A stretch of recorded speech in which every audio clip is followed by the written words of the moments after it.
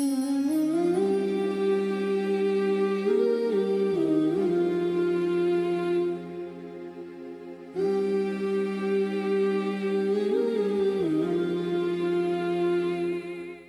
باللہ من الشیطان الرجیم، بسم اللہ الرحمن الرحیم، الحمدللہ رب العالمین، والصلاة والسلام علی خیر خلقہ اجمعین وعلی اہل بیتہ الاطیبین، اما بعد، قال اللہ سبحانہ تبارک فی کتابہ وَلِلَّهِ عَلَى النَّاسِ حِجُّ الْبَيْتِ مَنِ اسْتَطَاعَ إِلَيْهِ سَبِيلًا وَمَنْ كَفَرَ فَإِنَّ اللَّهَ غَنِيٌّ عَنِ الْعَالَمِينَ۔ سب سے پہلے میں ان تمام حضرات کی خدمت میں مبارکباد اور اپنا سلام پیش کرتا ہوں جنہیں خداوند عالم نے اپنے گھر کی زیارت کی توفیق عنایت فرمائی ہے۔ وہ سبھی حضرات خوش قسمت ہیں جو اس سال خانہ خدا کی زیارت اور خانہ الہی کے حج کے لیے جا رہے ہیں۔ اسی سلسلے میں جو میں نے آیت پیش کی سورہ آل عمران کی آیت نمبر 97 کہ اور اللہ کی طرف سے ان تمام انسانوں پر جو اس کے گھر جانے کی قدرت رکھتے ہیں ان پر ضروری ہے اور واجب ہے کہ وہ خانہ الہی کی زیارت کے لیے جائیں، یعنی حج کے لیے جائیں، اور اگر کوئی قدرت رکھنے کے باوجود نہیں جاتا ہے تو پھر خدا کو بھی اس کی کوئی پرواہ نہیں ہے، اس لیے کہ اللہ ساری کائنات سے بے نیاز ہے۔ ضروری ہے کہ اگر ہم خانہ خدا کی زیارت کے لیے جا رہے ہیں، اور وہ تمام حضرات جو خانہ الہی کی زیارت کے لیے اور حج کے لیے جا رہے ہیں، تو حج کے احکام اور اس کے بعد شرائط سے واقف ہوں، اس لیے کہ کبھی کبھی ممکن ہے کہ ہم کسی عمل کو انجام دیں لیکن اس عمل کا طریقہ کیا ہے، اس کے شرائط کیا ہیں، اس کے ضروری واجبات کیا ہیں، یا کیا چیزیں اس عمل کو خراب کر دیتی ہیں، اگر ہم ان سے ناواقف ہیں، انہیں نہیں جانتے ہیں، تو ممکن ہے کہ ہماری بے شمار کی جانے والی کوششیں رائے گاہ چلی جائیں۔ اسی سلسلے میں ہماری کوشش ہے کہ ہم حج کے احکام اور اس کے شرائط پر گفتگو کریں گے۔ حج کی جو علماء نے جو قسمیں بیان کی ہیں اس میں ایک ہے حج تمتع، حج قران اور حج افراد، لیکن چونکہ جو لوگ مکے سے 86 کلومیٹر یعنی 86 کلومیٹر دور رہتے ہیں ان کی ذمہ داری ہے حج تمتع، جیسا کہ ہم ہندوستانیوں کی اور جو بھی بر صغیر میں رہنے والے ہیں ان کی ذمہ داری حج تمتع ہے۔ تو ہم اپنی گفتگو میں حج تمتع ہی کے احکام کو بیان کرنے کی کوشش کریں گے۔ حج تمتع کے دو حصے ہیں، ایک ہے عمرہ تمتع اور ایک ہے حج تمتع۔ حج تمتع میں سب سے پہلے ہمیں حج کی فلسفی کو سمجھنا چاہیے کہ حج کی فلسفی کیا ہے۔ ذرا آپ غور کریں کہ جب حج کے احکام بیان کیے جاتے ہیں تو انسان جب بارگاہ خدا میں حج کے لیے پہنچتا ہے اور وہ عمرے کا احرام باندھتا ہے، جس کی گفتگو ہم ابھی تفصیل سے بیان کریں گے، تو پوری سادگی کے ساتھ، یعنی انسان کے پاس جو بھی بہترین کپڑے ہیں، سلے ہوئے کپڑے ہیں، انہیں اگر مرد ہے تو تمام چیزوں کو ترک کرنا ہے، اگر خواتین ہیں، عورتیں ہیں، تو انہیں بھی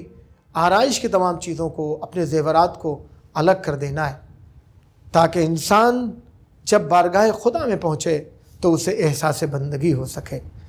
لہذا حج کی فلسفی یہ ہے کہ انسان تمام قدرت رکھنے کے باوجود، یعنی حج اس پر واجب ہے جو خانہ خدا جانے کی قدرت رکھتا ہو، یعنی اس کے پاس اتنا پیسہ ہو، اتنی مالی اس کے پاس قوت ہو، جسمانی قوت ہو کہ وہ خانہ خدا کے لیے جا سکے۔ اب سوچیں کہ جو انسان تمام مالی قدرت رکھنے کے باوجود، بہترین لباس رکھنے کے باوجود، کھانے کی چیزیں بہترین رکھنے کے باوجود، لیکن جب بارگاہ خدا میں پہنچتا ہے تو صرف 2 کپڑے، اگر مرد ہے تو صرف 2 کپڑے، وہ بھی بغیر سلے ہوئے، جس میں ایک لنگی اور ایک اوپر چادر، اور اس میں وہ خدا کی بارگاہ میں اپنی حاضری دیتا ہے، یعنی اپنی بندگی کا ثبوت دیتا ہے کہ وہ خدا کے لیے حاضر ہے کہ دنیا کی تمام لذتوں کو ترک کر دے۔ آئیے ہم سب سے پہلے حج تمتع کے سلسلے میں جو 2 بنیادی اس کے حصے ہیں اس میں پہلا جو بنیادی حصہ ہے وہ ہے عمرہ تمتع، اس پر گفتگو کریں گے۔ حج تمتع میں سب سے پہلے یہاں یہ بتا دینا ضروری ہے کہ وہ حج جو واجب ہوتا ہے اسے حجۃ الاسلام کہا جاتا ہے۔ یہ حج واجب فوری ہے، یعنی اگر کسی کے پاس مالی استطاعت، جسمانی استطاعت اگر پائی جاتی ہے، یعنی حج کے شرائط پائے جاتے ہیں، تو اس پر ضروری ہے کہ وہ اسی سال حج کرے اور حج کے جو مقدمات ہیں ان کو فراہم کریں۔ حج کے جو واجب ہونے کی شرطیں ہیں وہ انسان کا بالغ ہونا ہے، یعنی بچے پر حج واجب نہیں ہے۔ ممکن ہے کہ اس کے والدین کے پاس یا خود اس کو میراث میں بہت زیادہ پیسے ملیں یا مال اس کے پاس موجود ہو، لیکن اگر بالغ نہیں ہے تو اس پر حج واجب نہیں ہے۔ اسی طرح دیوانے پر حج واجب نہیں ہے، اور ساتھ ہی ساتھ استطاعت ہونی چاہیے۔ استطاعت کا مطلب ہے کہ اس کے پاس مال ہو، اس کے پاس جسمانی قوت ہو، اور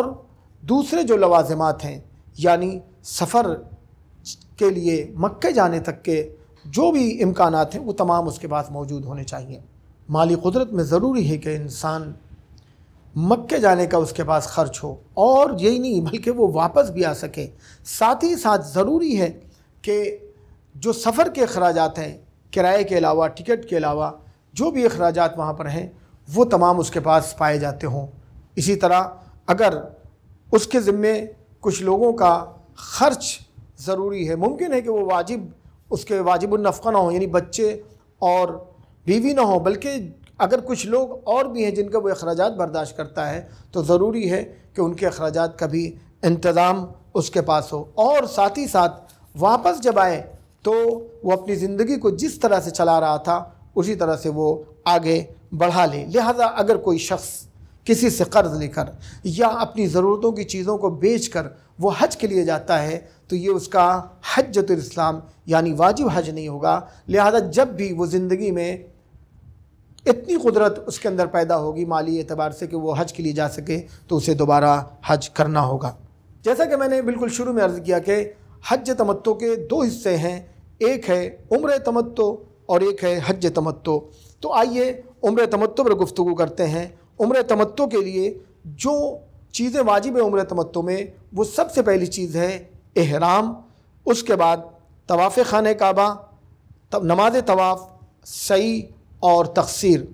البتہ احرام کے لیے مختلف شرطیں اور احرام کے مختلف جز ہیں جنہیں ادا کرنا ضروری ہے۔ ہم ہندوستانی جو حج کے لیے جاتے ہیں، اگر ہم پہلے مدینے جاتے ہیں تو مدینے سے جب ہم مکے کی طرف بڑھتے ہیں تو راستے میں مسجد شجرہ، جسے ذوالحلیفہ بھی کہا جاتا ہے، وہاں سے ہمیں احرام باندھنا ہے۔ یہیں پر ہم یہ بتاتے چلیں کہ جہاں سے احرام باندھا جاتا ہے اسے میقات کہا جاتا ہے۔ اگر کوئی مدینے سے مکے کی طرف جا رہا ہے تو اسے عمرہ تمتع کے لیے مسجد شجرہ سے احرام باندھنا ہوگا۔ یہیں پر یہ عرض کرتے ہوئے چلیں کہ اگر کوئی شخص بھولے سے مسجد شجرہ سے آگے بڑھ جائے یا اگر وہ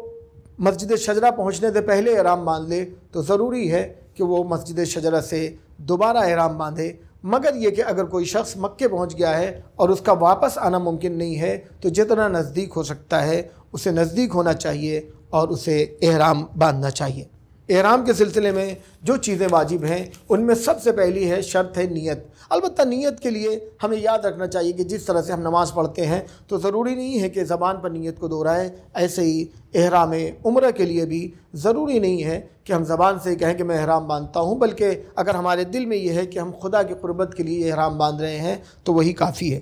اس کے ساتھ ہی ساتھ ضروری ہے کہ تلبیہ کہا جائے۔ تلبیہ کا مطلب ہے لبیک کہنا، یعنی خدا کی دعوت پر ہم حاضر ہیں۔ اس کے لیے ضروری ہے کہ ہر جو بھی شخص احرام باندھ رہا ہے وہ احرام باندھتے ہی یہ کہے لبیک اللہم لبیک لبیک لا شریک لک لبیک۔ اس کا مطلب ہے کہ لبیک اے میرے پروردگار میں تیری دعوت پر حاضر ہوں، لبیک اللہم لبیک اے خدا میں تیرے بلانے پر، میں تیری دعوت پر حاضر ہوں، لبیک میں تیری دعوت پر حاضر ہوں، لا شریک لک تیرا کوئی بھی نہ ساتھی ہے، تیرا کوئی شریک نہیں ہے، لبیک میں تیری دعوت پر حاضر ہوں۔ البتہ یہاں پر مستحب ہے کہ وہ ایک جملہ اور کہے ان الحمد والنعمت لکا لا شریک لکا لبیک، البتہ یہ مستحب ہے۔ یہاں پر بہت سے لوگ ممکن ہے کہ یہ غلطی کریں کہ احرام باندھنے کے بعد اللہ اکبر کہیں، تو اللہ اکبر کہنا کافی نہیں ہے، بلکہ احرام کے لیے جو تلبیہ ہے وہ یہی ہے لبیک اللہم لبیک لبیک لا شریک لک لبیک۔ یہ لبیک جو ہے وہ 4 مرتبہ کہنا واجب ہے۔ اور دوسری چیز یہ ہے کہ احرام کے لیے ضروری ہے کہ جو بھی وہ سلے ہوئے کپڑے پہنے ہیں ان تمام کپڑوں کو اتار دے، حتیٰ کہ بنیان یا انڈر ویئر یا موزے، یہ تمام چیزیں اسے اتارنی ہوگی۔ اگر مرد ہے تو اسے 2 کپڑے، ایک ہے لنگی جسے انسان لنگی کی طرح باندھے گا، البتہ اس کو ٹکانے کے لیے وہ یہاں پر گیٹ باندھ سکتا ہے، لیکن جو اوپر چادر ہے اس میں گیٹ نہیں باندھ سکتا۔ لنگی کو باندھنے کے سلسلے میں ایک بیلٹ بھی ملتی ہے، جس کے سلسلے میں بعض علماء نے شرط لگائی کہ وہ بیلٹ سلی نہ ہو، لیکن آغا سیستانی اور آغا خامنئی کا نظریہ ہے کہ زیادہ تر لوگ انہی کی تقلید کرنے والے ہیں، ان کے یہاں ہے کہ اگر وہ بیلٹ سلی ہوئی بھی ہے تو کوئی حرج نہیں ہے۔ تو لہٰذا احرام کے 2 کپڑے ہیں، وہ ایک ہے چادر جو اوپر ڈالی جائے گی، دوسرے ہے لنگی۔ مردوں کے لیے سلا ہوا کپڑا پہننا جائز نہیں ہے۔ یہیں پر یاد رکھنا چاہیے کہ مردوں کے لیے ضروری ہے کہ ان کے پیر بھی چھپے ہوئے نہ ہوں، لہذا کوئی ہوائی چپل اسے پہننی ہوگی۔ یہاں پر کچھ مستحبات ہیں، اگر ہم اس پر عمل کریں گے، کوئی ضروری نہیں ہے لیکن اگر ہم کریں تو ضروری ہے کہ ہم احرام باندھنے سے پہلے غسل کریں، احرام باندھنے سے پہلے اپنے ناخن وغیرہ کاٹ لیں۔ ساتھ ہی یہ مستحب ہے کہ احرام جو ہے کسی واجب نماز کے بعد باندھا جائے، خاص طور سے نماز ظہرین۔ یہ تمام چیزیں مستحب ہیں۔ مستحب یہ بھی ہے کہ جو تلبیہ ایک مرتبہ کہا ہے اس کی تکرار کرتا رہے۔ یہاں پر یہ بتا دینا بھی ضروری ہے کہ عورتوں کے لیے احرام باندھنے کا جو طریقہ ہے وہ مردوں کی ہی طرح ہے، یعنی انہیں بھی یہی مسجد شجرہ سے احرام باندھنا ہوگا، البتہ وہ احرام باندھنے کے لیے صرف تلبیہ کہیں گی۔ کپڑوں کے سلسلے میں وہ جو کپڑے پہنے ہیں انہی کو پہنے رہیں گی، البتہ یہاں پر وہ چہرے کو نہیں چھپا سکتی ہیں اور ہاتھوں کو نہیں چھپا سکتی ہیں۔ احرام لیکن مردوں ہی کی طرح وہ باندھیں گی تو نیت کریں گی، نیت کرنے کے ساتھ ساتھ وہ بھی کہیں گی لبیک اللہم لبیک لبیک لا شریک لک لبیک۔ اب یہاں پر احرام عمرہ جس نے باندھ لیا ہے، یعنی عمرہ تمتع کا احرام باندھ لیا ہے، اس کے لیے ضروری ہے کہ چند چیزوں سے پرہیز کرے۔ جن چیزوں سے پرہیز کرنا ہے ان کو میں نے 3 حصوں میں ڈیوائیڈ کیا ہے۔ کچھ وہ حصے ہیں جن سے صرف مردوں کو پرہیز کرنا ہے، کچھ وہ حصے ہیں جن سے صرف عورتوں کو پرہیز کرنا ہے، یعنی کچھ وہ حصے جو صرف مردوں پر حرام ہیں، کچھ وہ حصے ہیں جو صرف عورتوں پر حرام ہیں، لیکن کچھ وہ حصے ہیں جو بڑا حصہ ہے جو مرد اور عورت دونوں پر حرام ہے۔ ہم سب سے پہلے ان محرمات کی گفتگو کریں گے، یعنی ان حرام چیزوں کی گفتگو کریں گے کہ جس کو احرام باندھنے کے بعد مرد اور عورت دونوں پر یہ چیزیں حرام ہو جاتی ہیں۔ یوں بھی ہمیں یاد رکھنا چاہیے کہ جس طرح سے ہم نماز میں جب تکبیرۃ الاحرام کہتے ہیں تو اللہ اکبر کہنے کے بعد ہمارے اوپر بہت سی چیزیں حرام ہو جاتی ہیں کہ ہم بول نہیں سکتے ہیں، ہم ہنس نہیں سکتے، ہم رو نہیں سکتے ہیں، یا ہم کہیں جا نہیں سکتے، قبلے کی طرف سے منہ نہیں منحرف کر سکتے۔ یہ تمام چیزیں نماز میں حرام ہو جاتی ہیں، اسی لیے اس کو تکبیرۃ الاحرام کہتے ہیں۔ حج کا جو عمرہ ہے اس کو بھی احرام اسی لیے کہا جاتا ہے کہ انسان حاجی جب نیت کر کے مسجد شجرہ سے احرام باندھ لیتا ہے، یعنی مرد ہے تو 2 کپڑے پہن لیتا ہے، ایک لنگی اور ایک چادر، اور اس کے بعد تلبیہ کہتا ہے لبیک اللہم لبیک لا شریک لک لبیک، تو اب اس کے اوپر تمام چیزیں، یہ چیزیں جو ہم بیان کرنے جا رہے ہیں حرام ہو جاتی ہیں۔ اسی طرح عورتیں بھی جب احرام باندھنے کے بعد تلبیہ کہتی ہیں لبیک اللہم لبیک لبیک لا شریک لک لبیک، یہ 4 مرتبہ لبیک کہنے کے بعد ان پر بھی یہ چیزیں حرام ہو جاتی ہیں۔ تو جو عورت اور مرد دونوں پر حرام ہوتی ہیں ان پر ہم گفتگو کرتے ہیں۔ اس میں سب سے پہلی چیز ہے خوشبو کا استعمال۔ خوشبو کا استعمال کسی بھی صورت میں ہو وہ حرام ہو جاتا ہے، چاہے وہ خوشبو ہم کپڑوں پر لگائیں یا اپنے بدن پر لگائیں یا اپنے کھانے میں استعمال کریں۔ لہٰذا زعفران جیسے ہے یا دال چینی ہے یا ادرک ہے یا مثال کے طور پر الائچی وغیرہ جو ہے وہ کھانے میں استعمال نہیں کر سکتے ہیں۔ یہیں پر یاد رکھنا چاہیے کہ بسا اوقات ہم صابن یا شیمپو کو استعمال کرتے ہیں تو چونکہ یوں تو صابن اور شیمپو حرام نہیں ہے، لیکن چونکہ کوئی ایسا شیمپو اور کوئی ایسا صابن نہیں ہے جس میں خوشبو نہ ہو، لہذا اس سے بھی پرہیز کرنا ضروری ہے۔ اور اگر کوئی جان بوجھ کر، یاد رکھنا چاہیے تمام حاجیوں کو جو حج کے لیے جا رہے ہیں، چونکہ حج میں غلطیاں جو ہیں وہ انسان کو کبھی کبھی ممکن ہے کہ بہت زیادہ زحمتوں میں ڈال دیں، یہاں تک کہ بعض ایسی غلطیاں ہیں کہ اسے دوبارہ حج کے سفر کے لیے جانا پڑ سکتا ہے۔ تو اگر کوئی خوشبو جان بوجھ کے لگاتا ہے تو اسے ایک بھیڑ کی قربانی ادا کرنی ہوگی، اگر جان بوجھ کر کوئی لگاتا ہے، جان بوجھ کر اور جانتے ہوئے۔ دوسری چیز جو حرام ہے وہ آئینہ دیکھنا۔ ظاہر سی بات ہے آئینہ دیکھنا یا آئینے جیسی کوئی بھی صاف و شفاف چیز ہے ان میں اگر کوئی نگاہ کرتا ہے اپنی زینت کے لیے تو یہ چیز حرام ہے، اسے اس سے پرہیز کرنا چاہیے۔ لیکن اگر ہم کیمرے میں تصویر کھنچانے کے لیے، زینت کے لیے نہیں، کیمرے میں تصویر کھنچانے کے لیے کوئی اگر دیکھتا ہے کیمرے کی طرف تو اس میں کوئی حرج نہیں ہے۔ اسی طرح جب محرمات کی گفتگو آتی ہے تو زینت کے لیے انگوٹھی پہننا، چاہے وہ مرد ہو اور عورت، جیسا کہ میں نے کہا کہ وہ تمام محرمات میں بیان کر رہا ہوں جو مرد اور عورتوں دونوں پر حرام ہیں، تو زینت کے لیے انگوٹھی پہننا، لہذا مرد ہو یا عورت دونوں کے لیے انگوٹھی پہننا زینت کے لیے، یا جو بھی چیز زینت میں شمار ہوتی ہے، جو بھی چیز آغا سیستانی کہتے ہیں کہ جو بھی چیز زینت کے لیے شمار ہوتی ہے ان کو نہیں پہننا چاہیے، یا وہ چیزیں جو زینت کے لیے شمار ہوتی ہیں لیکن انسان زینت کے لیے نہیں پہن رہا ہے، تب بھی آغا سیستانی کہتے ہیں احتیاط واجب یہ ہے کہ اس سے پرہیز کیا جائے۔ اسی طرح چوتھی چیز جو حرام ہے وہ بدن میں تیل لگانا ہے یا کریم لگانا ہے۔ اس طرح کی جو چیزیں ہیں انہیں اگر کوئی انسان لگاتا ہے تو حرام ہے، البتہ دواعن ان چیزوں کا استعمال کیا جا سکتا ہے۔ اسی طرح جسم سے بال کو صاف کرنا، اور یہاں پر یاد رکھنا چاہیے کہ ایک بال بھی اگر کوئی توڑتا ہے تو اس کا بھی کفارہ ہے، لہذا جسم کا بال اکھاڑنا یا کاٹنا یا ناخن کاٹنا احرام باندھنے کے بعد یہ تمام چیزیں کیا ہیں؟ حرام ہو جاتی ہیں۔ اس کے بعد ہے سرما لگانا۔ سرما لگانا، البتہ سرمے میں دو شرطیں ہیں، ایک یہ کہ سرما وہ کالے رنگ کا ہو، دوسرے یہ کہ وہ زینت کے لیے لگایا جائے، تو ان دو شرطوں کے ساتھ سرما لگانا بھی حرام ہے، چاہے مرد ہو یا عورت۔ اسی طرح خون نکلوانا یا خون نکالنا یہ بھی حرام ہے، یا دانت اکھڑوانا یہ حرام ہے، چاہے جتنا درد ہو رہا ہو لیکن دانت نہیں اکھڑوا سکتے ہیں۔ البتہ آغا سیستانی کہتے ہیں کہ کوئی شخص اگر برش کرتے وقت برش کر رہا ہے اور خون نکل آ رہا ہے تو اس میں کوئی حرج نہیں ہے۔ اسی طرح نویں چیز جو حرام ہے وہ ہے گالی دینا۔ البتہ گالی دینا یوں بھی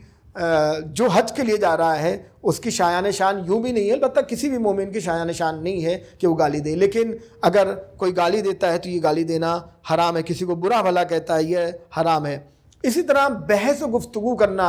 جو لڑائی کی حد تک پہنچ جائے، جس میں انسان قسمیں کھانے لگے، لا واللہ، البتہ اس کے لیے شرط ہے کہ اس شکل میں قسم کھائے کہ لا واللہ بلا باللہ کے ساتھ، تو یہ بھی حرام ہے۔ اسی طرح بدن میں اگر کوئی انسان کے کوئی ذی حیات ہے، کوئی جانور ہے جیسے کہ جو ہے یا مچھر بیٹھا ہوا ہے تو اسے مارنا حرام ہے، اسے مار نہیں سکتے۔ اسی طرح حرم کی جو گھاس ہے اسے نہیں اکھاڑ سکتے، یہ اکھاڑنا حرام ہے۔ اسی طرح اسلحہ رکھنا حرام ہے، شکار کرنا حرام ہے، اگرچہ اب اس کا امکان نہیں ہے لیکن بہرحال کسی زمانے میں تھا تو اب بھی اس کو بیان کیا جاتا ہے، لہذا خشکی کے جانور کا شکار کرنا حرام ہے۔ اسی طرح 15ویں چیز ہے جس کا خیال رکھنا چاہیے وہ حضرات جو اپنی زوجہ کے ساتھ، اپنی بیوی کے ساتھ، اپنی وائف کے ساتھ حج کے لیے جا رہے ہیں کہ بیوی سے کسی طرح کی لذت چاہے وہ بوسے کی حد تک کیوں نہ ہو حرام ہے، اور اس کا کفارہ جو ہے وہ اگر کوئی ایسا کرتا ہے جان بوجھ کر تو ایک اونٹ ہے، یعنی یہاں تک کہ بعض علماء نے یہ کہا ہے، آغا سیستانی بھی اس میں شامل ہیں، کہ اگر کوئی بوسہ لیتا ہے تو احتیاط واجب یہ ہے کہ اسے اونٹ کی قربانی کرنا ہوگا، لذت کی، البتہ لذت کی نگاہ سے بوسہ لینا، لذت شہوت کے لیے۔ اسی طرح عقد پڑھنا یا عقد کرنا حرام ہے، استمنا کرنا کسی بھی طرح سے کہ انسان اس پر غسل جنابت واجب ہو جائے تو یہ حرام ہے۔ تو یہ وہ تمام چیزیں تھیں جو مرد اور عورت دونوں پر حرام تھیں۔ اب جو مردوں پر حرام ہے، جیسا کہ میں نے بالکل ابتدا میں احرام کے سلسلے میں کہا کہ احرام انسان کس طرح باندھتا ہے، تو اس کے لیے سلے ہوئے کپڑے ہٹانا ہے۔ تو سلے ہوئے کپڑے پہننا یہ مردوں کے لیے حرام ہے حالت احرام عمرہ میں، البتہ حالت احرام حج میں بھی ایسے ہی ہے کہ وہاں حرام ہے، انشاءاللہ ہم اس پر گفتگو کریں گے بعد میں۔ تو سلے ہوئے کپڑا پہننا یہ حرام ہے۔ اسی طرح اگر بیلٹ ہے سلی ہوئی تو کوئی حرج نہیں البتہ، اس لیے کہ بیلٹ کا تعلق جو وہ کپڑے سے نہیں ہوتا ہے۔ اسی طرح مردوں کے لیے مکمل پیر کا چھپانا، جس طرح سے اگر جیسے میری یہ چپل ہے تو یہ اس سے پیر چھپ رہا ہے، ولو یہ پیچھے سے کھلی ہوئی ہے لیکن اگر یہ پیر کھل رہا ہے تو یہ بھی حرام ہے، ہم پیر کو نہیں چھپا سکتے، لہذا مردوں کو چاہیے کہ وہ ہوائی چپل پہنیں۔ یا یہاں پر یاد رکھنا چاہیے کہ کبھی کبھی انسان چونکہ میدان عرفات میں اسے پہنچ جانا ہے ظہر کے ٹائم، اور ممکن ہے کہ وہ تھوڑی دیر استراحت کرنا چاہے، یا مشعر میں رات، انشاءاللہ ہم جو گفتگو کریں گے مشعر میں اسے رات گزارنی ہے، تو اب ایسے موقع پر وہ ممکن ہے کہ اپنی اوپر والی جو چادر ہے اس کو اپنے پیروں پر ڈال لے، تو اسے یاد رکھنا چاہیے کہ پیر نہیں چھپانا ہے، اس لیے کہ پیر چھپانا حرام ہے، ورنہ کفارہ اسے دینا ہوگا۔ اسی طرح جو مردوں پر ضروری ہے جو حرام ہے وہ ہے سر کا چھپانا، لہذا کسی طرح کا ٹوپی یا کیپ یا عمامہ نہیں لگایا جا سکتا۔ چوتھی چیز ہے، اگر مرد چل رہا ہے، راستے میں ہے، تو احرام باندھنے کے بعد جتنا وہ سفر طے کرے گا وہ سائے میں سفر نہیں کر سکتا ہے، یعنی کسی پیڑ کے نیچے نہیں سفر کر سکتا ہے، یا کسی بند گاڑی میں کہ جس پر چھت ہو اس پر وہ سفر نہیں کر سکتا ہے۔ یہ وہ تمام چیزیں ہیں جو مردوں کے لیے حرام ہیں، مخصوص تھی ہے۔ مگر یہ کہ وہ اگر کہیں ٹھہرتا ہے، بہت سے لوگ سوال کرتے ہیں کہ اگر سائے میں سفر کرنا ہے تو جہاں پہنچ گیا وہاں پر کیا کرے، تو جہاں وہ منزل ہے وہاں پر وہ پہنچ کے سائے میں بیٹھ سکتا ہے، لیکن یہ سفر کرتے وقت کی بات ہے۔ یہاں پر یاد رکھنا چاہیے کہ عرف عام زیادہ تر ملاک ہوتا ہے، ممکن ہے کہ راستے میں کوئی کہیں بیٹھ جائے تو وہ چونکہ وہ حالت سفر میں ہے لہذا وہاں وہ سائے میں نہیں بیٹھ سکتا۔ عورتوں پر جو چیز حرام ہے، جو عورتوں سے مخصوص ہے، وہ زینت کے لیے زیور پہننا اور چہرے کا چھپانا، یہ عورتوں کے لیے حرام ہے۔ اس کے بعد جو ہے، اب احرام باندھنے کے بعد جیسا کہ میں نے کہا کہ مسجد شجرہ سے جو بھی شخص مکے آ رہا ہے عمرہ تمتع کے لیے تو وہ مسجد شجرہ سے احرام باندھے گا۔ احرام باندھنے کا میں نے طریقہ بتا دیا، احرام باندھنے کے شرائط بیان کر دیے۔ اب احرام باندھنے کے بعد جب وہ مکے پہنچتا ہے تو یہ تمام چیزیں جو اس پر حرام ہیں یہ حرام رہیں گی یہاں تک کہ وہ تقصیر کرے، جیسا کہ میں ابھی بیان کروں گا۔ عمرہ تمتع کے جو دوسرا واجب ہے وہ ہے کہ انسان طواف کے لیے اب جائے، یعنی احرام باندھا اس نے، احرام میں 2 کپڑے پہنے، تلبیہ کہا، نیت کی، یہ تمام چیزوں کے بعد اب جو اس کا عمل ہے وہ ہے کہ وہ خانہ کعبہ کے طواف کے لیے جائے گا۔ طواف میں جو طواف کی شکل ہے وہ یہ ہے کہ وہ خانہ کعبہ کا 7 مرتبہ چکر لگائے گا، وہ بھی ہم بتائیں گے کہ کیسے لگائے گا، لیکن جو طواف کے جو شرائط ہیں اس میں یہ ہے کہ وہ نیت کرے۔ نیت کا مطلب ہر جگہ وہی ہے کہ خدا کی قربت کے لیے، خدا کی رضا کے لیے، اس لیے کہ حکم پروردگار ہے لہذا ہم اس کے گھر کا طواف کر رہے ہیں۔ ساتھ ہی ساتھ ضروری ہے کہ وہ طہارت کے ساتھ ہو، البتہ طہارت کی 2 قسمیں ہیں، ایک وہ طہارت جس پر وضو واجب ہوتا ہے، ایک وہ طہارت غسل، لہذا طواف جو ہے وہ وضو کے ساتھ بھی ہو، اور اگر کوئی انسان پر غسل واجب ہے تو اسے غسل کرنا ہوگا، یعنی اگر کسی پر غسل جنابت ہے تو اسے غسل کرنا ہوگا پھر وہ طواف کر سکتا ہے، لہذا طواف جو ہے وہ طہارت کے ساتھ ہو، اور ساتھ ہی ساتھ ظاہری طہارت بھی ہو، یعنی اس کا بدن بھی اور لباس بھی پاک ہو جانا چاہیے۔ اب احرام کے بعد حج کرنے والا حاجی جو عمرہ تمتع کا احرام باندھا ہے، اب عمرہ تمتع کے دوسرے جو ارکان ہیں، جو دوسرے اعمال ہیں، ان کو انجام دینے کے لیے وہ مکے پہنچ جاتا ہے، لہٰذا عمرہ تمتع کا جو دوسرا عمل ہے احرام کے بعد ہے وہ ہے خانہ کعبہ کا طواف۔ خانہ کعبہ کا طواف، اس کے لیے چند شرطیں ہیں۔ پہلی شرط یہ ہے کہ نیت ہونا چاہیے۔ نیت کے سلسلے میں جیسا کہ میں عرض کر چکا ہوں کہ نیت کو صرف وہ دل میں گزارے۔ البتہ دل میں گزارنا بھی اس طرح ضروری نہیں کہ دل میں وہ سوچے کہ میں طواف کر رہا ہوں، نہیں، اس لیے کہ وہ طواف کر ہی رہا ہے، بس اسے یہ یاد رکھنا چاہیے کہ یہ طواف ہم خدا کے لیے کر رہے ہیں، رضا الہی کے لیے کر رہے ہیں۔ ایک بندہ اپنے مالک کو اس کے حکم کو انجام دینے کے لیے یہ طواف انجام دے رہا ہے، یعنی اس کے گھر کا چکر لگا رہا ہے۔ اس کے لیے شرط کیا ہے؟ وہ یہ ہے کہ طہارت کے ساتھ ہونا چاہیے۔ طہارت چاہے وہ وضو کی طہارت ہو یا غسل کی طہارت ہو، دونوں ہونی چاہیے۔ اگر کسی پر غسل واجب ہے تو وہ پہلے غسل کر چکا ہو، اگر اس پر اس کا وضو ختم ہو گیا ہے تو اسے وضو کرنا ہے۔ لہٰذا ہم ابھی گفتگو کریں گے کہ اگر کوئی شخص طواف کرتے وقت اس کا وضو ٹوٹ جائے تو اسے کیا کرنا ہوگا۔ لہٰذا آپ ہماری باتوں کو غور سے سنتے رہیے، اس لیے کہ اگر آپ حج کے لیے جا رہے ہیں، جیسا کہ میں نے بالکل شروع میں کہا کہ اگر ہم حج کے احکام سے واقف نہیں ہیں تو ممکن ہے کہ ہم نے جو لاکھوں روپے لگائے ہیں کہیں وہ رائے گاں نہ چلے جائیں، یا جو اتنی محنتیں کی ہیں، جو محنت آتی نہیں ہے، پیسے تو دوبارہ بھی آ سکتے ہیں لیکن انسان نے جو اپنی زندگی لگائی ہے وہ واپس نہیں آنے والی ہے، اس لیے کہ ممکن ہے کہ اگلے سال زندہ رہیں یا نہ رہیں۔ لہٰذا حج کے سلسلے میں ہر وقت متوجہ رہنے کی ضرورت ہے۔ جس طرح انسان نماز میں جب نماز پڑھتا ہے تو متوجہ رہتا ہے کہ وہ اپنے مالک سے کس طرح گفتگو کر رہا ہے، لہٰذا یہ چند دن کا جو عمل ہے اس میں ضروری ہے کہ ہم پوری طرح سے متوجہ ہو کر ان اعمال کو انجام دیں، اس لیے کہ اگر ذرا بھی توجہ ہٹی اور ممکن ہے کوئی ایسی غلطی ہو جائے کہ جس سے ہمارا حج خراب ہو جائے، لہذا ضروری ہے کہ ہم پوری طرح متوجہ رہیں۔ تو حج کے لیے جو ہم خانہ کعبہ کا طواف کر رہے ہیں عمرہ تمتع میں، ضروری ہے کہ اس میں طہارت کے ساتھ ہو۔ طہارت سے مراد ہے وضو بھی ہو، اگر کسی پر غسل واجب ہے تو وہ غسل بھی کر چکا ہو۔ اسی طرح بدن کی طہارت ضروری ہے، لباس کی طہارت ضروری ہے کہ نجس بدن کے ساتھ جس طرح نماز نہیں پڑھی جا سکتی ہے اسی طرح سے خانہ کعبہ کا طواف بھی نہیں کیا جا سکتا ہے۔ اسی طرح طواف میں ضروری ہے کہ ستر ہو، جو عام طور سے لوگ کرتے ہی ہیں، ختان ہو یعنی وہ سنت پہ عمل کر چکا ہو، اور طواف شروع کہاں سے ہونا چاہیے؟ طواف جو ہے وہ حجر اسود، جو خانہ کعبہ میں ایک کالا پتھر ہے جسے حجر اسود کہا جاتا ہے، جو بہت ہی بابرکت پتھر ہے، وہاں سے ہمارا طواف شروع ہو، اور جب طواف ختم ہو تو اسی حجر اسود پر ختم ہو۔ اسی طرح ضروری ہے ہمیں یہ خیال رکھنا چاہیے کہ جب ہم طواف کر رہے ہیں تو خانہ کعبہ ہماری بائیں طرف ہو، خانہ کعبہ ہماری بائیں طرف ہو۔ لہٰذا ضروری ہے کہ جب ہم خانہ کعبہ کا ارد گرد چکر لگا رہے ہیں تو ہمارا جو رخ ہو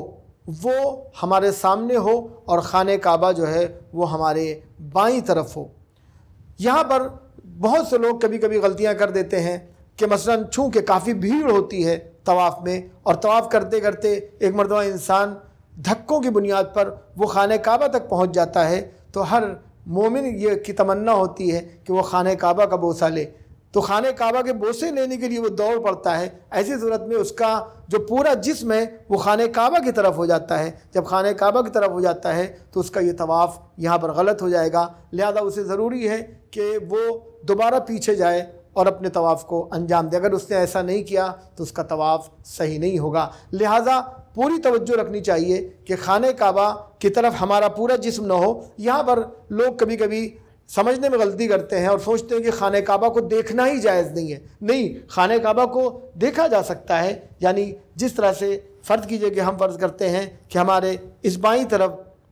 خانہ کعبہ ہے اور ہم ایسے سامنے کی طرف چل رہے ہیں تو ہم اپنی گردن کو موڑ کر خانہ کعبہ کو اس طرح دیکھ سکتے ہیں، اور یوں بھی خانہ کعبہ دکھ بھی جائے گا، تو خانہ کعبہ کو اس طرح دیکھنا کوئی حرج نہیں ہے۔ لیکن اگر ہم پوری طرح سے مڑ جائیں اور ہمارا جسم خانہ کعبہ کی طرف ہو جائے تو یہ جائز نہیں ہے۔ یا کبھی کبھی بھیڑ انسان کو دھکے دے کر دور کر دیتی ہے، اور کبھی کبھی ایسا ہوتا ہے کہ انسان کا پشت جو ہے وہ خانہ کعبہ کی طرف ہو جاتی ہے، تو ولو یہ کہ اس میں اس کا ارادہ نہیں شامل تھا، بھیڑ کی وجہ سے ایسا ہوا ہے، لیکن اسے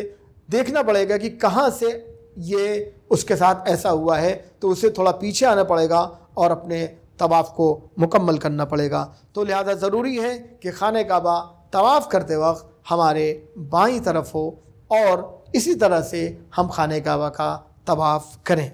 ساتھ ہی ساتھ ضروری ہے کہ طواف کرنے میں جو نویں چیز ہے وہ یہ کہ ہجر اسماعیل کو ہم طواف میں شامل کر لیں۔ ہجر اسماعیل جو ایک پتھر ہے جو جناب اسماعیل سے منسوب ہے، ضروری ہے کہ جب حاجی طواف کر رہا ہے تو طواف کرنے میں جو مطاف ہے، مطاف یعنی جہاں پر طواف کیا جاتا ہے، ضروری ہے کہ حاجی جب طواف کرے تو وہ ہجر اسماعیل سے باہر ہو کے طواف کرے۔ اگر دیکھا جائے تو خانہ کعبہ کے ساتھ اسے ہجر اسماعیل کا بھی طواف کرنا ہوگا، لہٰذا ضروری ہے کہ وہ ہجر اسماعیل سے باہر رہے۔ ساتھ ہی ساتھ جو 10ویں چیز ہے، لہٰذا جو بھی ہمارا طواف ہو رہا ہے وہ مقام ابراہیم اور خانہ کعبہ کے درمیان ہو۔ جیسا کہ میں نے عرض کیا کہ ہجر اسماعیل ہمارے طواف کے اندر ہوگا، لیکن مقام ابراہیم ہمارے طواف کے باہر ہوگا، یعنی ہم مقام ابراہیم اور خانہ کعبہ کے درمیان طواف کریں گے۔ اور ہر وقت ہمیں یاد رکھنا چاہیے کہ طواف کرتے وقت خانہ کعبہ ہماری بائیں طرف ہو، نہ داہنی طرف ہو، نہ ہم خانہ کعبہ کی طرف پوری طرح سے اپنے جسم کے ساتھ اس کی طرف استقبال کریں اور نہ استدبار کریں، یعنی خانہ کعبہ ہماری پشت کے پیچھے چلا جائے۔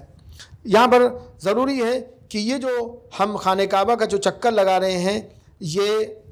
ایک چکر جب ہم حجر اسود سے لگائیں گے اور حجر اسود پر پہنچیں گے تو یہ ایک چکر مانا جائے گا، لہٰذا ہمیں 7 چکر لگانے ہیں۔ اور جیسا کہ میں نے عرض کیا کہ اگر کوئی شخص بھیڑ کی وجہ سے،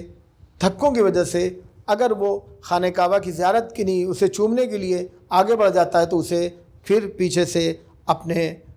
چکر کو، یعنی جو وہ خانہ کعبہ کا چکر لگا رہا ہے اسے اور پیچھے سے شروع کرنا ہوگا، اور یہ 7 چکر ہونے چاہیے۔ یہاں پر یاد رکھنا چاہیے کہ اگر کوئی شخص، کسی شخص کا خانہ کعبہ کے طواف کرتے وقت اگر کسی کا وضو ٹوٹ جاتا ہے تو اسے دیکھنا پڑے گا کہ اس نے کتنے شوط یعنی کتنے چکر لگائے ہیں۔ اگر اس نے 4 چکر یعنی آدھے زیادہ، جو چونکہ 7 چکر لگائے جاتے ہیں، اگر آدھے زیادہ یعنی 4 اس نے لگا لیا ہے یا 4 سے زیادہ لگا لیا ہے تو اسے چاہیے کہ وہ جا کر وضو کرے اور آ کر جہاں تک وہ لگا چکا یعنی 4 کے بعد پھر وہ وہیں سے اپنے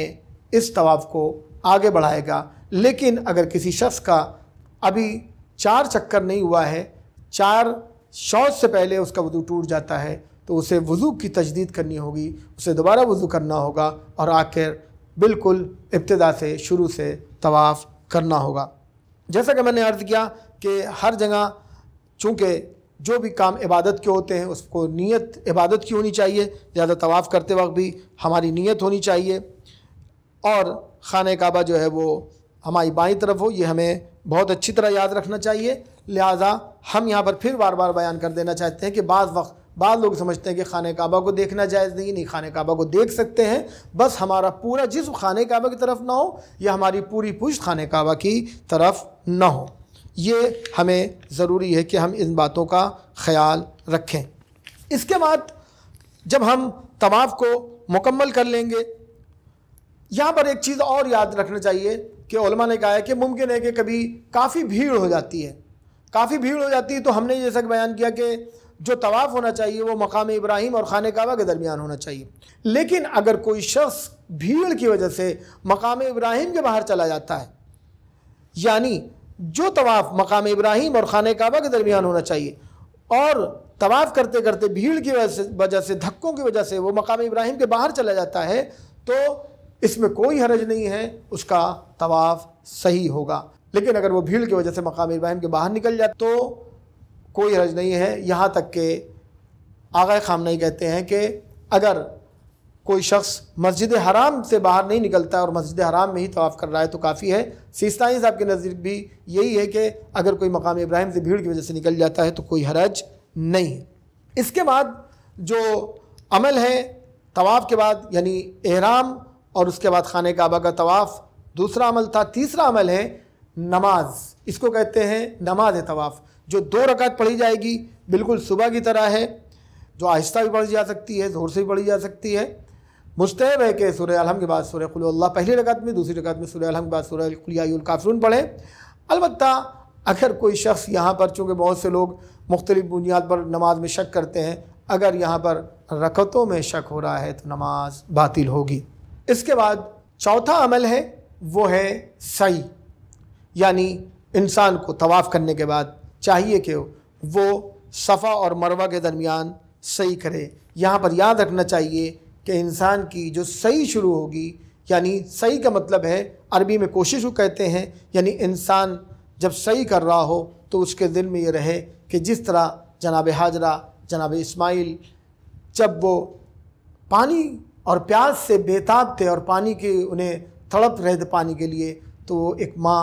اپنے بچے کے لیے پانی ڈھونڈ رہی تھی، اسی کی یاد میں یہ اتنا پاکیزہ عمل ہے کہ قدرت نے ہر حاجی پر اسے واجب قرار دیا ہے، جسے صحیح کہا جاتا ہے۔ تو صحیح کے معنی کوشش ہے۔ یہ صحیح صفا اور مروہ جو دو پہاڑیاں تھیں، اب اگرچہ وہاں پر دالان بنا دی گئی ہے اور اس کے کئی طبقے بنا دیے گئے ہیں، وہاں پر یہ صحیح کی جاتی ہے۔ یہاں بھی ہمیں یاد رکھنا چاہیے کہ پہلے طبقے پر صحیح ہونی چاہیے، دوسرے طبقے پر چونکہ وہ پہاڑ سے یعنی پہاڑی حقیقت میں اس سے اوپر ہو جاتا ہے، لہذا ہمیں یہ صحیح جو ہے وہ پہلے طبقے پر کرنی ہوگی۔ صفا کی پہاڑی سے مروے کی طرف بڑھے گا تو یہ ایک چکر ہوگا، مروے سے صفا کی طرف آئے گا تو دو چکر ہوگا، پھر صفا سے مروے کی طرف، یعنی ایسا نہیں ہے کہ صفا سے مروہ جائے اور پھر مروہ سے صفا ہے تو ایک چکر مانا جائے گا، ایسا نہیں ہے، بلکہ صفا سے مروہ ایک چکر، مروے سے صفا دوسرا چکر، پھر صفا سے مروے کی طرف تیسرا چکر، اس طرح سے 7 چکر اسے لگانے ہوں گے۔ یہاں پر ممکن ہے کہ کوئی شخص تھک جائے یا اسے پانی پینا ہے تو وہ بیٹھ سکتا ہے، تھوڑی دیر بیٹھ سکتا ہے، لیکن اتنی دیر نہ بیٹھے کہ لوگ کہیں کہ اس نے صحیح ترک کر دی ہے۔ اسی طرح طواف کے سلسلے میں بھی ایسا ہی ہے کہ وہ بیٹھ سکتا ہے، پانی پی سکتا ہے، لیکن لوگ یہ نہ کہیں کہ اس نے طواف چھوڑ دیا ہے، اتنی دیر نہ بیٹھے۔ ایسے ہی صحیح میں بھی ہے کہ اتنی دیر وہ نہ بیٹھے کہ یہ کہا جائے کہ اس نے صحیح ترک کر دی ہے۔ لہٰذا اگر کوئی شخص کسی بنیاد پر رک جاتا ہے تو کوئی حرج نہیں ہے، لیکن یہ چکر اسے یاد رکھنا چاہیے کہ وہ کہاں پر رکا ہے، وہیں سے اسے پورا کرنا ہوگا۔ اسی طرح عمرہ تمتع کا آخری عمل جس کے بعد انسان، ایک حاجی جو حج کے لیے گیا ہے، وہ اپنے احرام سے باہر آ جائے گا، یعنی وہ تمام چیزیں جو اس پر جو ہم نے بیان کیا کہ جو چیزیں حرام تھیں، چاہے وہ مرد ہو یا عورت ہو، جتنی بھی چیزیں حرام تھیں وہ سب حلال ہو جائیں گی۔ وہ عمل ہے تقصیر۔ تقصیر کا مطلب عربی میں تقصیر کہتے ہیں کم کرنے کو، چھوٹا کرنے کو۔ یہاں پر مراد یہ ہے تقصیر سے کہ وہ اپنے بال چھوٹے کر لے، یا داڑھی تھوڑی چھوٹی کر لے، یا مونچھ چھوٹی کر لے، اور یا ناخن کاٹ لے۔ البتہ یاد رکھنا چاہیے صرف ناخن کاٹنا کافی نہیں ہوگا، بلکہ اگر ناخن کاٹ رہا ہے تو اسے اپنے بال بھی چھوٹے کرنے ہوں گے تھوڑے، یا داڑھی وغیرہ چھوٹی کرنی ہوگی، تو بال کے ساتھ ناخن کو اسے چھوٹا کرنا ہوگا۔ یہ ہے عمرہ تمتع کا آخری عمل۔ جیسے انسان تقصیر کرتا ہے، یعنی اپنے بال چھوٹے کرتا ہے اور ناخن چھوٹے کرتا ہے، ویسے ہی اس پر احرام باندھنے کی بنیاد پر جو چیزیں حرام تھیں وہ سب کے سب حلال ہو جاتی ہیں۔ اب وہ پوری طرح سے آزاد ہے، کسی لیے کپڑے پہنے، خوشبو لگائے، اچھے کھانے کھائے، یہاں تک کہ وہ حج کے لیے احرام باندھے۔ اب حج تمتع پر ہم گفتگو کریں گے۔ حج تمتع کا اگر ہم اجمالی خاکہ پیش کریں، یعنی کلی طور سے، تو اس میں بھی جب ہم عمرہ تمتع سے، جیسا کہ میں نے کہا کہ تقصیر کے بعد، تقصیر یعنی بال چھوٹا کرنے کے بعد اور ناخن کاٹنے کے بعد ہم اپنا احرام جو عمرے کا تھا اسے اتار دیتے ہیں، تو اب اس کے بعد حج تمتع کا احرام باندھتے ہیں۔ تو اس میں جو چیز واجب ہے وہ سب سے پہلے احرام ہے، اس کے بعد ٹھہرنا، وقوف جسے کہتے ہیں، عرفات کے میدان میں اور مشعر کے میدان میں، وہ ہم ابھی بتائیں گے کہ کب ٹھہرنا ہے۔ اس کے بعد مینا حاجی جاتا ہے اور مینا میں 3 اعمال کو انجام دیتا ہے۔ ایک بڑے شیطان کو پتھر مارتا ہے، اس کے بعد قربانی کرتا ہے، اور اس کے بعد سر کا بال مڈاتا ہے یا تقصیر کرتا ہے۔ وہ الگ الگ ذمہ داری ہے جو ہم ابھی گفتگو کریں گے۔ اس کے بعد وہ پھر واپس مکے آتا ہے اور مکے میں طواف، اور اس کے بعد نماز طواف، سعی، طواف نساء اور نماز طواف نساء کرتا ہے۔ اس کے بعد پھر وہ دوبارہ مینا آتا ہے، اور پھر مینا میں اسے رات میں ٹھہرنا ہے 2 دن، اور اسے دوسرے دن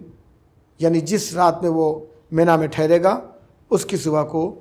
شیطانوں کو کنکریاں مارے گا، جسے رمی کہتے ہیں۔ اب آئیے تفصیل سے حج تمتع پر گفتگو کرتے ہیں۔ تو حج تمتع کا جو آغاز ہوتا ہے وہ احرام سے ہوتا ہے۔ جیسا کہ میں نے بالکل ابتدا میں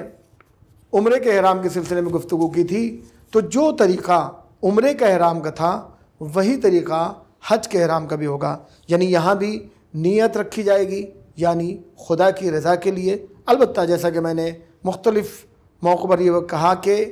نیت کے لیے زبان پر الفاظ کا لانا ضروری نہیں ہے، بلکہ انسان یہ قصد رکھے کہ میں احرام خدا کے لیے باندھ رہا ہوں۔ اور اس کے بعد تلبیہ کہنا، یہاں بھی تلبیہ کا وہی طریقہ ہے، لبیک اللہم لبیک لبیک لا شریک لک لبیک۔ یہ جو واجب ہے وہ 4 تلبیہ کہنا ہے، یعنی 4 مرتبہ لبیک کہنا ہے، اس کا ترجمہ میں بیان کر چکا ہوں۔ اس کے بعد وہ سلے ہوئے، اگر مرد ہے تو سلے ہوئے کپڑے اتار دے گا۔ یہ تھا احرام کا طریقہ، جو عمرے میں تھا وہی حج میں رہے گا، لیکن حج کے احرام میں تھوڑا فرق ہے۔ وہ فرق یہ ہے کہ جس طرح سے عمرے کا احرام مسجد شجرہ سے باندھا جائے گا،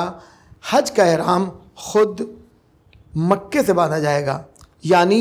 حرم سے باندھا جائے گا۔ البتہ اس کے باندھنے کے سلسلے میں بھی علماء کے درمیان تھوڑا سا اختلاف ہے۔ بعض علماء کہتے ہیں کہ جو آج کا مکہ ہے وہاں سے ہی باندھ سکتے ہیں، لیکن آغا سستانی کا نظریہ ہے کہ نہیں، قدیم جو مکہ تھا وہاں سے باندھا جائے گا، یہ واجب ہے۔ البتہ بہتر یہ ہے کہ مقام ابراہیم سے حج کا احرام باندھا جائے،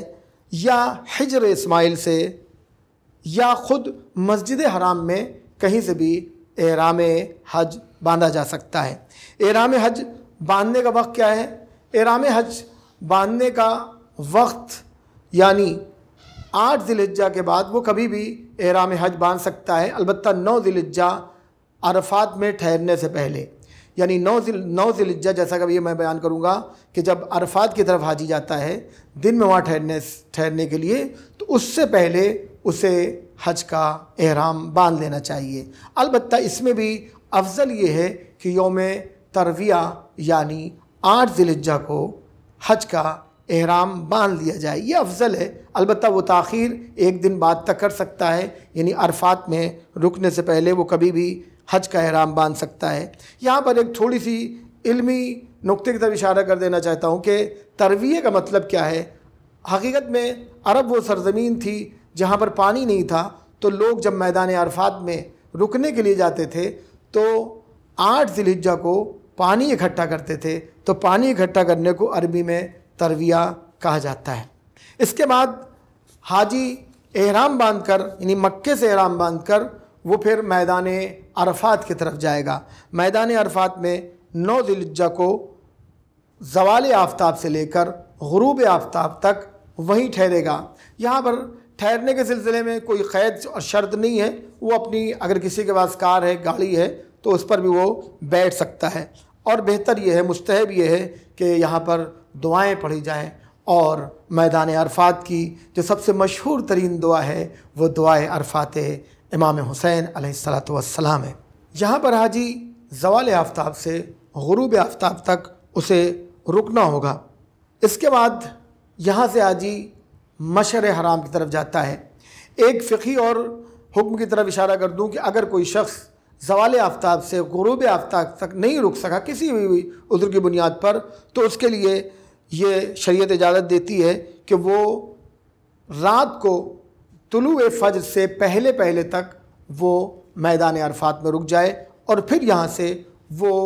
مشعر کی طرف، یعنی میدان مشعر کی طرف، جسے مزدلفہ بھی کہا جاتا ہے، وہاں جائے گا۔ تو احرام باندھنے کے بعد عرفات آئے، عرفات میں دن گزارا، دن گزارنے کے بعد رات میں میدان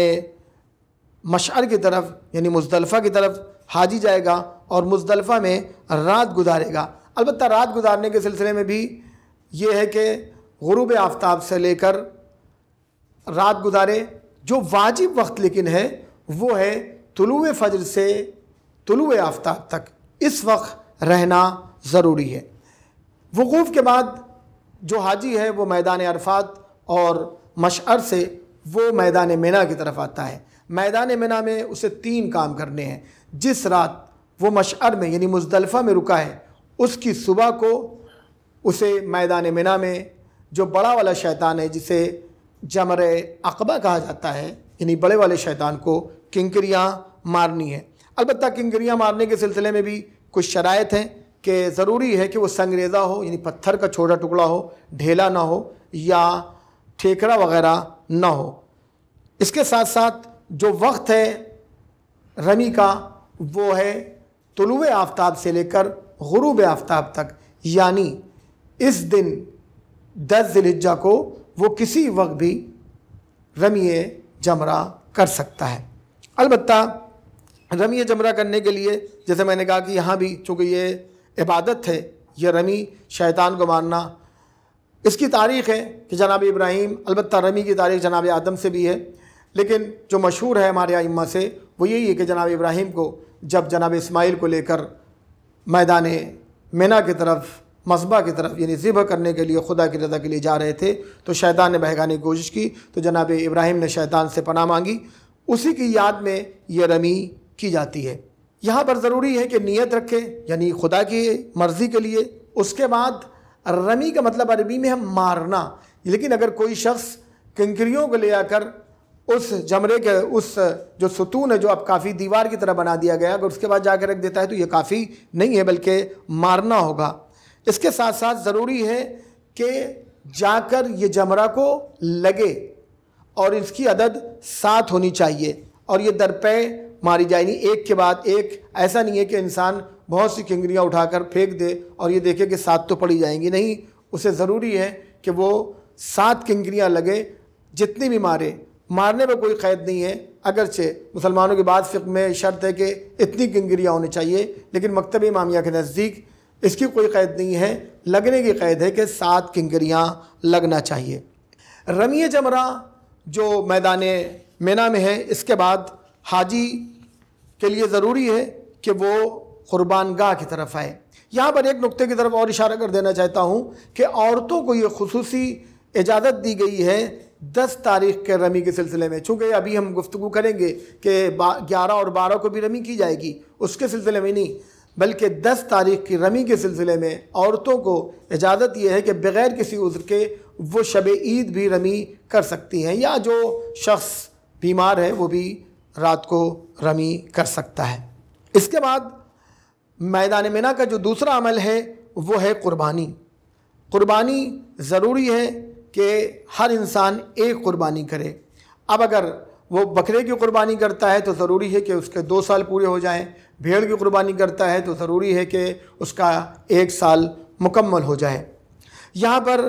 کچھ قربانی کے شرط ہے، وہ جیسا کہ ایک شرط تو یہی تھا کہ اگر بکرا ہے تو 2 سال کا ہو جانا چاہیے، اور اگر بھیڑ ہے تو اسے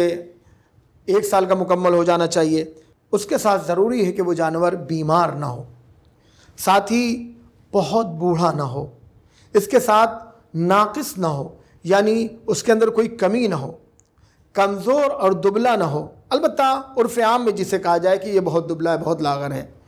اسی طرح خسی نہ ہو۔ اسی طرح ضروری ہے کہ اس کی خلقت میں کوئی چینجنگ نہ کی گئی ہو، یعنی اس کا کان کٹا ہوا نہ ہو، دم کٹی ہوئی نہ ہو، سینگ ٹوٹی ہوئی نہ ہو۔ یہ تمام شرطیں ہیں جو ضروری ہے کہ قربانی کے لیے اس کا خیال رکھا جائے۔ یہاں پر ذبح کرنے کے بعد اب جو حاجی ہے وہ تقصیر کی طرف آگے بڑھتا ہے۔ البتہ یہاں پر ان لوگوں کے لیے اس مسئلے کو بیان کر دینا چاہتا ہوں کہ اگر کوئی شخص کسی بنیاد پر قربانی نہ کر سکے تو ضروری ہے اس کے لیے کہ وہ 3 روزے مکے میں رکھے گا اور بقیہ کر اپنے وطن میں رکھے گا۔ تو میدان مینا میں رمی جمرہ عقبہ کے بعد یعنی بڑے شیطان کو پتھر مارنے کے بعد قربانی کرنی ہے، اور قربانی کرنے کے بعد اسے تقصیر یا حلق، جسے بال مڈانا کہتے ہیں، تقصیر یعنی بال چھوٹا کرنا۔ یہاں پر یاد رکھنا چاہیے کہ جن لوگوں کا پہلا حج ہے ان کے لیے واجب ہے کہ وہ سر مڈائیں، یعنی مرد۔ عورتوں کا اگر کوئی عورت سر کا بال مڈانا چاہتی ہے تو یہ جائز نہیں ہے، ضروری ہے کہ اسے تقصیر کرنا ہوگا، لہذا اس کے حج میں اشکال ہو جائے گا۔ مردوں کے لیے ضروری ہے کہ وہ اگر پہلا حج کر رہے ہیں تو وہ بال کو مڈائیں، اگر دوسرا حج کر رہے ہیں تو ان کے لیے تقصیر کافی ہے۔ تقصیر پر میں نے ابھی تھوڑی دیر پہلے عمرے کے سلسلے میں بیان کیا کہ تقصیر میں بال تھوڑا چھوٹا کرنا ہے اور ناخن کاٹنا ہے۔ میں نے یہ کہا کہ صرف ناخن کاٹنا کافی نہیں ہوگا۔ یہاں پر جیسا کہ میں نے کہا تھا کہ احرام باندھنے کے بعد جس طرح سے عمرے کا احرام باندھنے کے بعد بہت سی چیزیں حرام ہو جاتی ہیں. ان میں سے کچھ وہ چیزیں تھیں جو مردوں پر حرام ہوتی ہیں، کچھ وہ چیزیں تھیں جو صرف عورتوں پر حرام ہوتی ہیں، کچھ وہ چیزیں تھیں جو دونوں پر حرام ہوتی ہیں. تو احرام باندھنے کے بعد چیزیں حرام ہو جاتی ہیں. اسی طرح حج کے احرام باندھنے کے بعد بھی وہی چیزیں جو عمرے میں نے کچھ دیر پہلے بیان کیا ہے، وہی چیزیں حج کے احرام کے بعد بھی حرام ہو جائیں گی. یعنی وہ عطر نہیں لگا سکتا، وہ تیل نہیں لگا سکتا، کنگھی نہیں کر سکتا، سلے ہوئے کپڑے نہیں پہن سکتا اگر مرد ہے، اور جو ہم نے چیزیں وہاں بیان کی تھوڑی دیر پہلے. احرام باندھنے کے بعد جو چیزیں حرام ہو گئی تھیں وہ تقصیر کے بعد یا حلق کے بعد حلال ہو جاتی ہیں، البتہ سوائے دو چیزوں کے. ایک خوشبو کا استعمال، چاہے وہ بدن میں خوشبو کی بات ہو، کپڑوں میں خوشبو کی بات ہو، یا غذاؤں میں خوشبو کی بات ہو. اور دوسرے بیوی، یہ حلال نہیں ہوگی، یعنی جنسی لذت وہ حاصل نہیں کر سکتا. اب میدان منا میں 3 اعمال کے بعد، یعنی رمی جمرہ، رمی بڑے شیطان کو پتھر مارنا، اس کے بعد قربانی، اس کے بعد تقصیر یا سر مڈانا، اس کے بعد ان 3 عمل کے بعد حاجی میدان منا سے اب واپس مکے آتا ہے. مکے میں جو چیزیں اس پر واجب ہیں وہ ہے طواف خانہ کعبہ. طواف کے سلسلے میں بالکل طریقہ وہی ہے جو ہم نے عمرے میں بیان کیا تھا، یعنی یہاں بھی ضروری ہے کہ 7 چکر لگائے جائیں، نیت ہو، طہارت ہو. طہارت جو ہے وہ غسل کی بھی طہارت ہو، یعنی اس پر غسل واجب نہ ہو، وضو بھی وہ رکھتا ہو، یعنی حدث اصغر اور اکبر. اسی طرح اس کا بدن اور لباس بھی پاک ہو. اور جتنی بھی شرطیں ہم نے بیان کی تھی کہ خانہ کعبہ حاجی کے بائیں طرف ہو، داہنی طرف نہ ہو، بائیں طرف ہو. اور ضروری ہے کہ حج کرنے والے کا طواف حجر اسود سے شروع ہو، حجر اسود سے شروع ہو اور حجر اسود پر ختم ہو. یہاں پر ایک بات کی طرف اشارہ کرنا چاہتا ہوں کہ جب آخری شوط یعنی آخری چکر حاجی لگا رہا ہے تو اسے احتیاطاً حجر اسود سے تھوڑا آگے بڑھ جانا چاہیے، تاکہ اسے یقین ہو جائے کہ اس نے 7 چکر لگا لیے ہیں. اسی کے ساتھ ضروری ہے کہ جو طواف ہو رہا ہو وہ مطاف میں ہو. مطاف جیسا کہ میں نے بیان کیا کہ ضروری ہے کہ وہ 26.5 ہاتھ خانہ کعبہ سے لے کر مقام ابراہیم کے درمیان کو جو فاصلہ ہے وہ 26.5 ہاتھ کا ہے. تو اس 26.5 ہاتھ کے اندر طواف کیا جائے. اور ضروری ہے کہ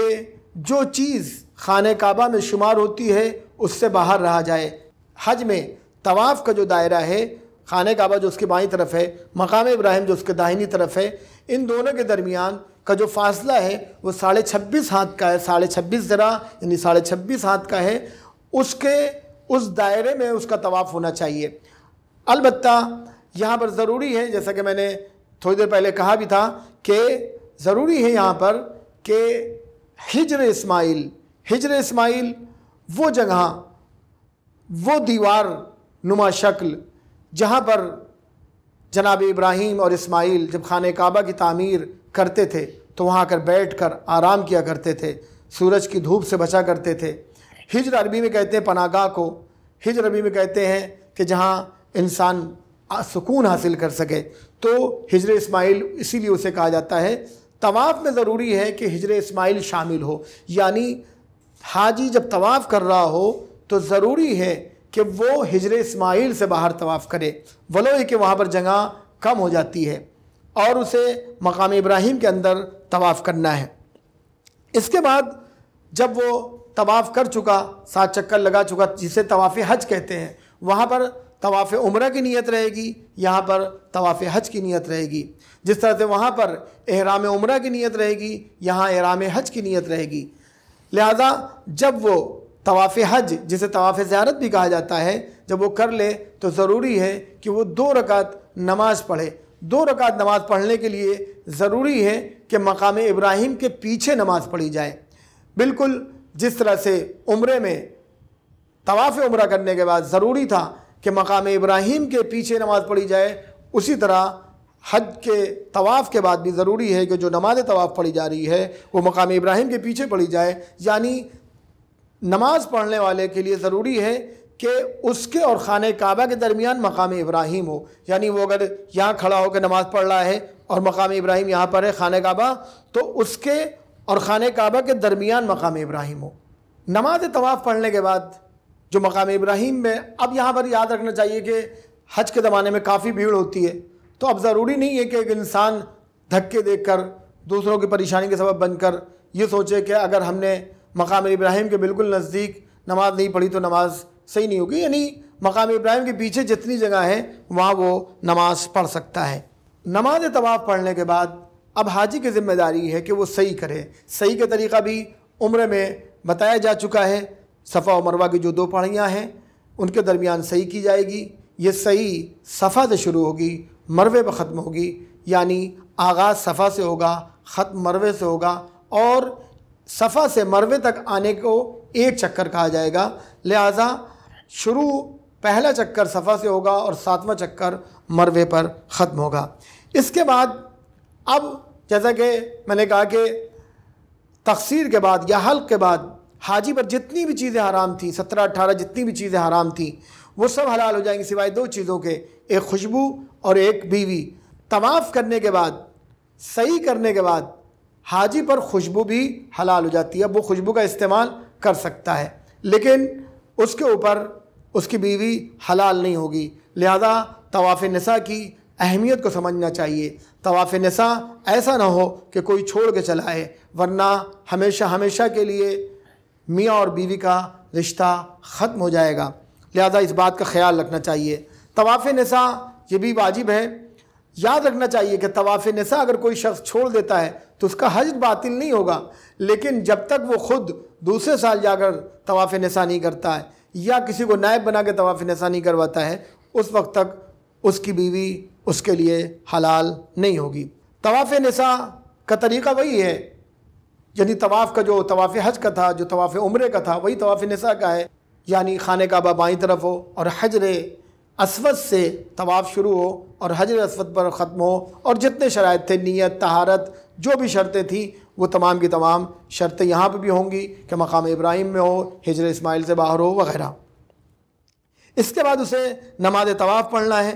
نماز طواف نساء۔ دیکھیے جو میں بار بار بیان کر رہا ہوں، یہاں پر نیتیں بدل جائیں گی۔ جس طرح وہاں پر طواف جو ہو رہا تھا عمرے میں، تو وہاں پر طواف عمرے تمتع نیت ہوگی، یہاں پر اس سے پہلے طواف حج کی نیت ہوگی، طواف نساء کی نیت ہوگی۔ اسی طرح جو نماز پڑھی جائے گی وہ طواف عمرے کی نماز ہوگی، طواف حج کی نماز ہوگی، اور یہاں پر طواف نساء کی نماز کی نیت کی جائے گی۔ طریقہ وہی ہے، 2 رکعت ہے۔ پہلی رکعت میں بہتر یہ ہے کہ الحمدللہ کے بعد قل هو اللہ، دوسری رکعت میں الحمد کے بعد سورہ قل یا ایھا الکافرون پڑھا جائے، اگر نہیں یاد ہے تو کوئی بھی سورہ پڑھا جا سکتا ہے۔ یہ اعمال انجام دینے کے بعد، طواف نساء انجام دینے کے بعد اب اس کی بیوی بھی حلال ہو جائے گی، لیکن ابھی حج کے اعمال پورے مکمل نہیں ہوئے ہیں، لہٰذا اب اسے پھر میدان مینا کی طرف آنا ہے۔ یہاں پر چند فقہی مسائل کی طرف توجہ دلانا چاہتا ہوں کہ جو لوگ باہر سے جاتے ہیں، ظاہر سی بات ہے فلائٹ کی ان کی پریشانیاں ہوتی ہیں کہ ممکن ہے کسی کی فلائٹ ہو۔ اب یہاں پر عورتوں کے لیے بعض مشکلات آ سکتی ہیں، ممکن ہے کہ پیریڈ کا مسئلہ ہو۔ جس طرح سے میں نے کہا کہ طواف نساء جس طرح سے مردوں پر واجب ہے، اسی طرح سے عورتوں پر بھی طواف نساء واجب ہے، یعنی جس طرح سے اگر مرد طواف نساء نہیں کرتا ہے تو اس کی بیوی اس کے لیے حلال نہیں ہوگی، اسی طرح سے اگر عورت بھی طواف نساء نہیں کرتی ہے تو اس کا اپنے شوہر کے لیے وہ حلال نہیں ہوگی، لہٰذا عورتوں پر بھی طواف نساء واجب ہے۔ اب اگر پیریڈ کسی کے چلنے والے ہیں، اب اسے پتہ ہے، چونکہ یہ چیزیں معلوم ہوا کرتی ہیں کہ کب آنے والا ہے، تو وہ ایسے موقع پر وہ طواف نساء کو پہلے کر سکتی ہے، یعنی عرفات میں جانے سے پہلے احرام حج باندھنے کے بعد فوراً وہ طواف نساء کر لے گی۔ طواف نساء کرنے کے بعد یا طواف حج وغیرہ جتنی بھی مکے کے جو اعمال ہیں ان کو وہ پہلے انجام دے لے گی، اور پہلے انجام دینے کے بعد وہ پھر میدان عرفات میں آ جائے گی۔ البتہ یہاں پر کچھ جزوی اختلاف ہے، جیسے صحیح ہے، چونکہ صحیح میں طہارت کی شرط نہیں ہے، لہذا صحیح کو بعد میں کر سکتی ہے۔ بعض لوگ کہتے ہیں کہ پہلے کر لے گی بعد میں بھی کرے گی۔ خیر، جو اصل مسئلہ ہے وہ طواف نساء کا ہے، تو طواف نساء میں اگر کسی کو خطرہ ہے یا کوئی بیمار ہے، اسے پتہ ہے کہ میں جب حاجی تمام کے تمام ایک ساتھ طواف نساء کر رہے ہوں گے یا طواف حج کر رہے ہوں گے تو کافی بھیڑ ہوگی، میں طواف نہیں کر سکتا، تو اسے ضروری ہے کہ وہ میدان عرفات میں جانے سے پہلے وہ طواف کر لے، لہذا طواف ضروری ہے۔ چونکہ یہ سلسلے میں مجھ سے سوال کیا گیا لہذا میں نے اس مسئلے کی وضاحت کر دی ہے۔ اس کے بعد اب اس کے اوپر کوئی چیز ایسی نہیں ہے جو حرام ہو، ساری چیزیں حلال ہو جاتی ہیں، یعنی تقصیر اور حلق کے بعد اس کے اوپر جتنی چیزیں تھیں سوائے خوشبو اور عورت کے وہ حلال ہو گئی۔ صحیح اور مکے کے اعمال انجام دینے کے بعد، یہ طواف حج، نماز طواف، صحیح ان تمام اعمال کے انجام دینے کے بعد خوشبو بھی حلال ہو گئی۔ طواف نساء اور نماز طواف نساء پڑھنے کے بعد اس کے اوپر اس کی زوجہ بھی حلال ہو جاتی ہے، یعنی اب اس کے اوپر کوئی چیز حرام نہیں ہے۔ یہاں سے حاجی میدان منا کی طرف آتا ہے۔ میدان منا میں وہ بیتوتا کرتا ہے، جسے فقہ کی زبان میں بیتوتا کہتے ہیں۔ بیتوتا کا مطلب ہے عربی میں کہتے ہیں رات گزارنا، کسی جگہ رات گزارنا۔ تو یہاں پر ضروری ہے کہ حاجی